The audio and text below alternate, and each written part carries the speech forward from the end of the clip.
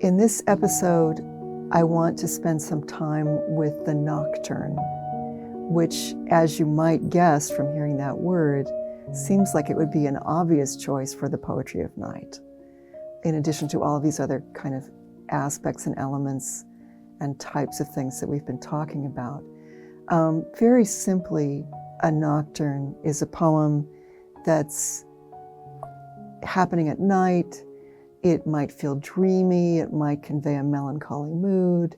And as you think about a nocturne, the first thing that may come to mind for you, aside from poetry, is music, in particular the nocturnes of Chopin.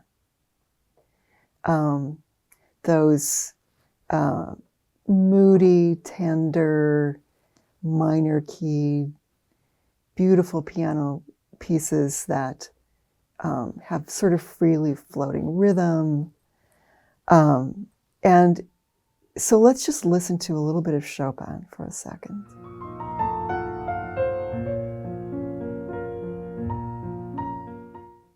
And before even Chopin, there was an earlier composer, an Irish composer named John Field, who was also experimenting with nocturnes.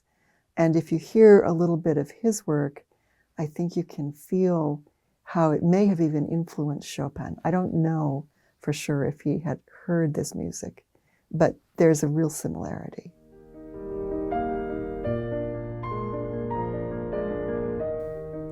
So when we start thinking about the nocturne in a more literary way, it's really interesting to learn, for me it was anyway, interesting to learn that there was a point where night had, for a very long time in literature, held sway as a more fearful time of day, the time that you had to get through. There's a guy named Chris Fitter, a scholar at Rutgers, who points out the way night moved from being a subject of fearful or fearsome imagery and association, even in some Shakespeare, to, by 1687, in John Norris of Bremerton's Hymn to Darkness, quote, rapturous and benign, agent equally of highest holiness and poetic inspiration. And he noted that this newly emerging genre of the poetic nocturne was intent, quote, on refiguring those cold, dead, and sunless hours feared by most of mankind over millennia into an order of exquisite and numinous experience. So he dates the emergence of the nocturne as far back as the late Renaissance, whose, as he puts it, poetry, masks, and painting, in revaluing night as a time of beauty and profundity, overturn the construction predominant in classical and medieval traditions. He also writes about how nocturnal works can celebrate everything from carousing to, quote, the sanctity of silence, unquote, and the luxury of being able to withdraw from toil into a time in which secret wisdom might be revealed, which for me chimes with Whitman's idea in his poem, A Clear Midnight. This is thy hour, O soul, thy free flight into the wordless, away from books, away from art, the day erased, the lesson done, thee fully forth emerging, silent, gazing, pondering the themes thou lovest best. Night, sleep, death, and the stars. I take this poem as mainly a form of both celebration of night and instruction or self-instruction. Poet Ed Hirsch, thinking about this poem in his A Poet's Glossary, says, midnight is often the witching hour. At this culminating moment in the nocturnal realm, everything must be let go that is associated with day or daylight mind. Rather, the mind is now loosened for reverie and illumination. So there's this kind of release into something beyond the diurnal concerns. Hirsch also points out that it was actually John Donne who used the term nocturnal to designate a genre, And for Hirsch, a nocturne is most simply a night scene, though he notes that it is also related to, in early times, a night prayer or a night vigil, that associating night with spiritual contemplation goes as far back as Neoplatonism and Orphic hymns, and that in thinking of Navajo and Japanese traditions, poet Susan Stewart points out that, quote, the night is often the secret site of initiation, purification, and other threshold activities, bridging the relation between what is human and what is not human, and providing a context for changed roles and states of being. For me, nocturnes can also sometimes extend that dreamy quality into the realm of eros and longing, or intimacy and fulfillment. And to just give you a pop culture contemporary example of thinking about night in this way, if you think about Patti Smith and Bruce Springsteen's song, Because the Night, that's like an anthem to this part of the night. So today I wanted to read 3 examples of poems that I think of as nocturnes, though they may also be doing other things. The first poem that I want to read is by my friend and mentor, David St. John, who some of you may have heard called the Mallarmé of Venice Beach, because he's definitely someone informed by the roots of symbolism in his poems and moving toward that state of reverie. And the poems are very sensorially and sensually alive. This poem, For Georg Trakl, is also an homage, primarily an homage to the Austrian poet Georg Trakl, who we'll talk more about next time. But it's a poem that is, as you will hear, embedded enough in night, though we get to morning, and so involved in a kind of almost opiated delirium of the senses that it feels very much to me like a nocturne. For Georg Trakl, your face so pale now, it is blue, and in the icy, dead moons of your eyes, the things you loved are trembling, all utterly blue. The small, soft breasts of your sister, Vienna's night, alone. Frosted stairways, blue sonata, blue rosary of morning, blue sun.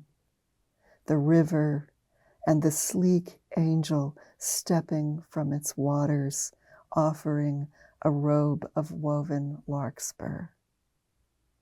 And the azure pearls of opium asleep in your palms, as if from the glazed balcony of your cheeks, blue tears had fallen.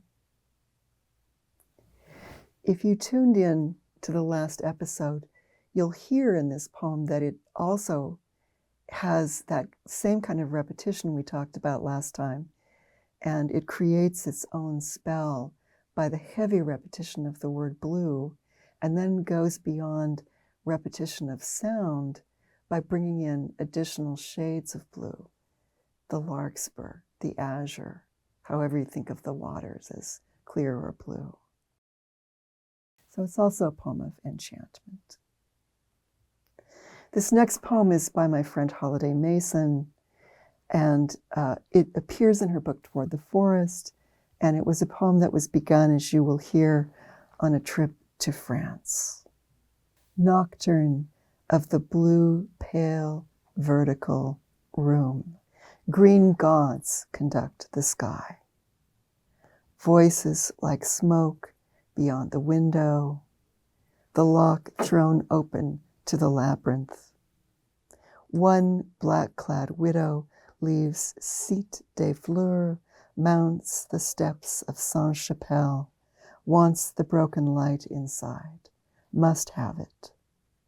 High heels hard and fast up the drizzled cobbles. The trees exhale, the Seine, a bow of wind.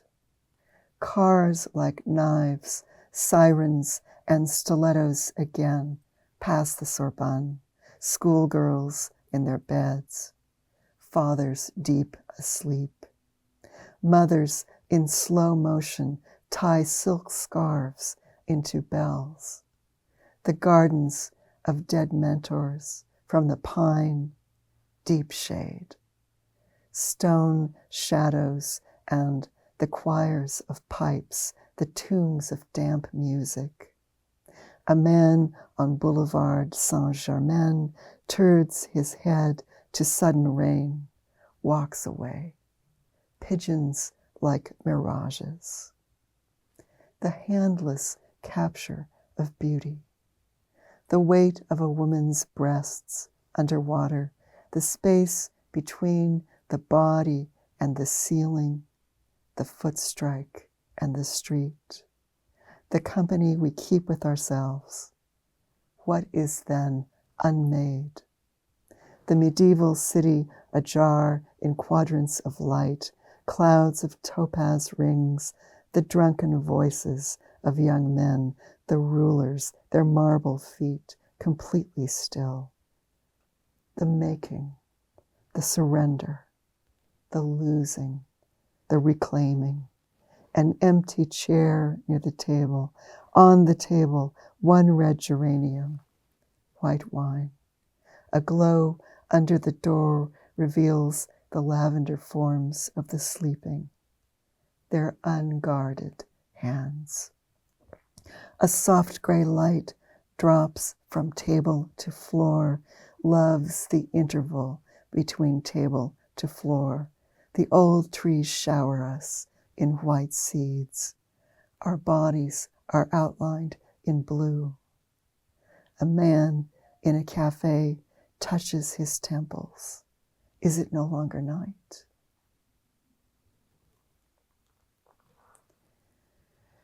And there are a lot of other favorite poems of mine that fall into this general category of nocturne or have nocturne adjacent tendencies.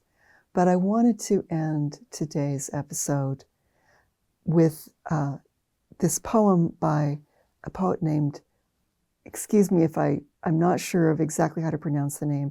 I believe Adam Widovich or Widovich. Adam, forgive me if you're watching and let us know. And to encourage you to go to the Poets.org site, Poem a Day, to hear a recording of him reading it in person, as well as reading it over there. It was posted on January 1st of 2024, which I thought was a delicious way to begin a year of poetry. If night you were a city, I would return to you in a jacket of gold leaves, drawn tight against the city wind, whipping around corners, through buttonholes, over cobbled streets, park lanes, cordoned off barbarian herds of steel and glass and concrete, ground zero for crowds of absence. We'd lift off beyond the brick toward choked stars, moons outshined by neon and by anxious day, moons perched on dark spires, golden lions. We'd wrap our naive wings around to embrace the artifice of it all and the reality.